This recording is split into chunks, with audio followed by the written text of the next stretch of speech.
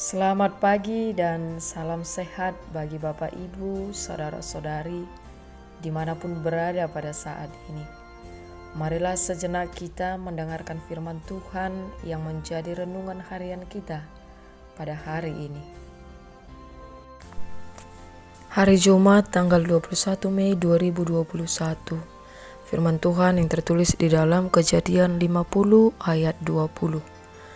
Memang kamu telah mereka-rekakan yang jahat terhadap aku, tetapi Allah telah mereka-rekakannya untuk kebaikan, dengan maksud melakukan seperti yang terjadi sekarang ini, yakni memelihara hidup suatu bangsa yang besar.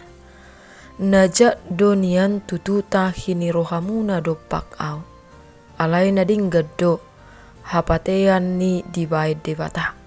Patupahon songon nani idamuna sadarion, laho panguluhon bangso nabulun. Saudara-saudari yang dikasih dalam nama Tuhan Yesus Kristus, apakah reaksi saudara ketika disakiti, ketika difitnah atau dilukai, padahal saudara tidak melakukan kesalahan apapun?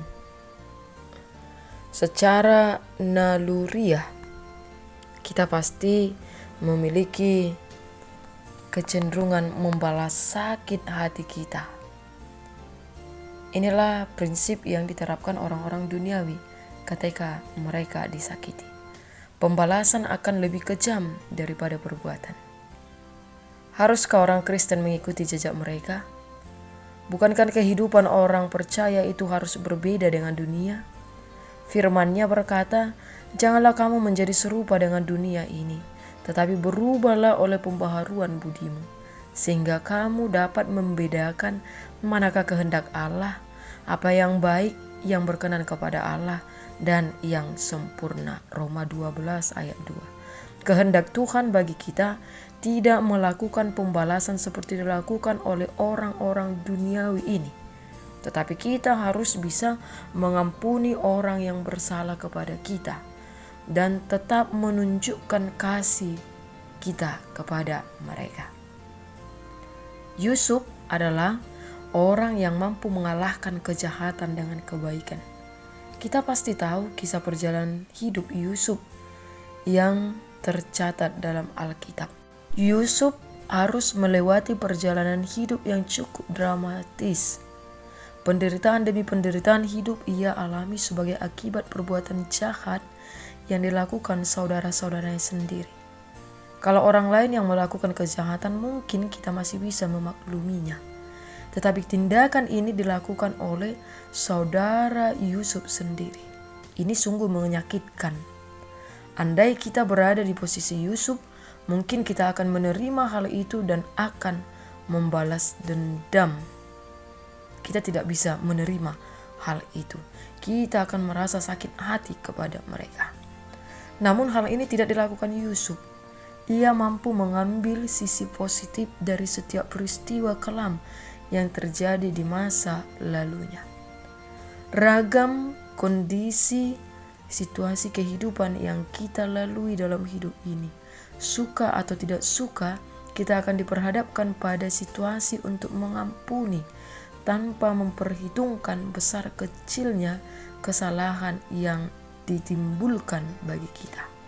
Dalam Matius 18 ayat 22 dikatakan, Tuhan Yesus mengajarkan bagi kita untuk mengampuni 70 kali 7 kali. Yang mau dikatakan di sini menghitung-hitung berapa yang telah diampuni dan berapa yang belum diampuni. Namun pengampunan itu tidak akan ada batasnya. Tidak hanya mengampuni, kita juga harus siap untuk diampuni.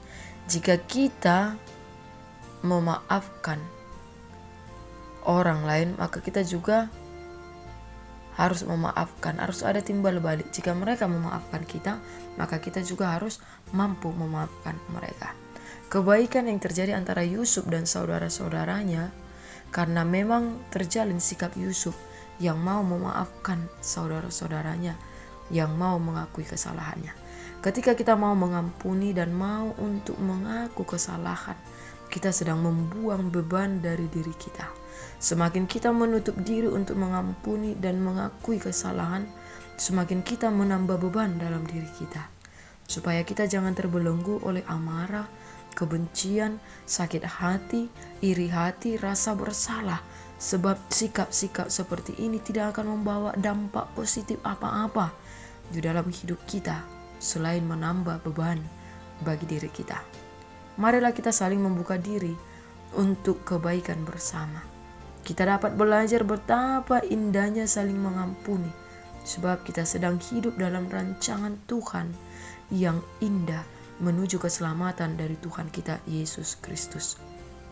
Sebagai orang beriman kita, Bapak Ibu, saudara-saudari, kita ingin berusaha agar kita dapat mengampuni sesama kita tanpa batas. Kita tidak mau memberi macam-macam syarat dalam pengampunan itu. Kita juga ingin mengampuni sesama kita dengan tulus. Tidak ada kebencian atau dendam yang kita simpan dalam hati kita. Kita ingin dengan segenap hati mengampuni sesama kita. Dengan demikian, hati kita akan menjadi aman dan tentram. Hidup di dalam pengampunan Allah itu sangatlah indah. Masa lalu tidaklah menjadi hantu yang menakut-nakuti lagi, dan damai sejahtera Allah melingkupi kehidupan kita masing-masing. Marilah kita Bapak Ibu Saudara-saudari saling mengampuni selama Tuhan masih memberikan pengampunan kepada kita. Amin.